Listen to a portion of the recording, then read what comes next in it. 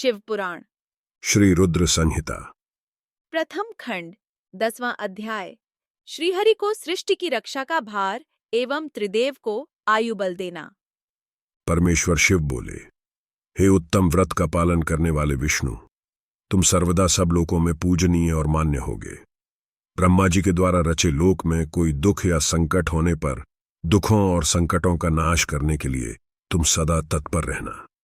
तुम अनेक अवतार ग्रहण कर जीवों का कल्याण कर अपनी कीर्ति का विस्तार करोगे। मैं तुम्हारे कार्यों में तुम्हारी सहायता करूंगा और तुम्हारे शत्रुओं का नाश करूंगा। तुम में और रुद्र में कोई अंतर नहीं है, तुम एक दूसरे के पूरक हो। जो मनुष्य रुद्र का भक्त होकर तुम्हारी निंदा करेगा उसका पुण्य नष्ट हो जाएगा और उसे नरक भोगना पड़ेगा। मनुष्यों को तुम भोग और मोक्ष प्रदान करने वाले और उनके परम पूज्य देव होकर उनका निग्रह, अनुग्रह आदि करोगे। ऐसा कहकर भगवान शिव ने मेरा हाथ विष्णु जी के हाथ में देकर कहा, तुम संकट के समय सदा इनकी सहायता करना तथा सभी को भोग और मोक्ष प्रदान करता तथा सभी मनुष्यों की कामनाओं को पूरा करना। तुम्हारी शरण में आने वाले मनुष्य को मेरा आशीर्वाद भी मिलेगा तथा हमें भेद करने वाला मनुष्य नरक में जाएगा। ब्रह्मा जी कहते हैं, देवर्षि नारद, भगवान शिव का यह वचन सुनकर मैंने और भगवान विष्णु ने महादेव जी को प्रणाम कर धीरे से कहा, हे करुणानिधि भगवान शंकर, मैं आपकी आज्ञा मानकर सब कार्य करूंगा। मेरा जो भक्त आपकी निंदा करे उसे आप नरक प्रदान करें। आपका भक्त मुझे अत्यंत प्रिय है। महादेव जी बोले, अब ब्रह्मा, विष्णु और रुद्र के आयुबल को सुनो। 4000 युग का ब्रह्मा का एक दिन होता है और 4000 युग की एक रात होती है। 30 दिन का एक महीना और 12 महीनों का एक वर्ष होता है। इस प्रकार के वर्षों प्रमाण से ब्रह्मा की 100 वर्षों की आयु होती है और ब्रह्मा का एक वर्ष विष्णु का एक दिन होता है।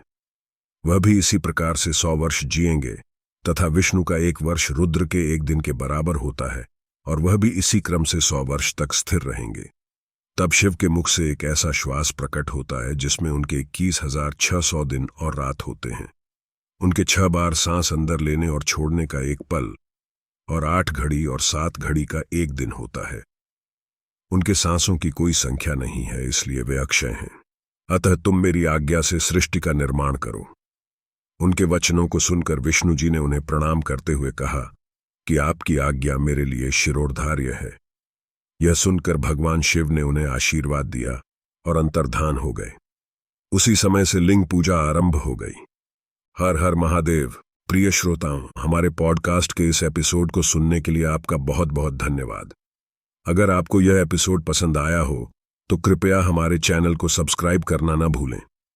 सब्सक्राइब करने से आपको हमारे सभी नए एपिसोड्स की जानकारी सबसे पहले मिलेगी। हमें आपके फीडबैक और सुझावों का हमेशा इंतजार रहता है, इसलिए कृपया हमें रेटिंग और समीक्षा देकर अपनी राय जरूर बताएं। हर हर महादेव।